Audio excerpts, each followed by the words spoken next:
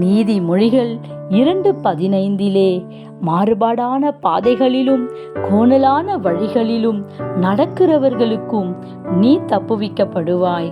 மாறுபாடான பாதையும் கோணலான வழியும் ஒரு மனிதனை விழத்தள்ளிவிடும்.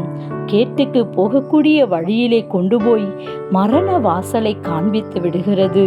வேதம் சொல்லுகிறது, உன் கால்நடையை சீர்தூக்கி பார் என்று. நாம் நடக்கிற பாதை இன்றைக்கு எப்பேற்பட்ட பாதையா இருக்கிறது? கோணலும் மாறுபாடுமான சந்ததியிலே, அந்த வழியிலே நாம் தப்புவிக்கப்பட வேண்டுமேயானால் நல்லவர்களின் வழியிலே நாம் நடந்து நீதிமான்களின் பாதைகளை நாம் காத்து கொள்ள வேண்டும். என் மகனே, நீ உன் செவியை ஞானத்திற்கு சாய்த்து உன் இருதயத்தை புத்திக்கு அமைய பண்ணும் பொருட்டு நீ என் வார்த்தைகளை ஏற்றுக்கொண்டு என் கட்டளைகளை உன்னிடத்திலே பத்திரப்படுத்து என்று கர்த்தர் சொல்லுகிறார்.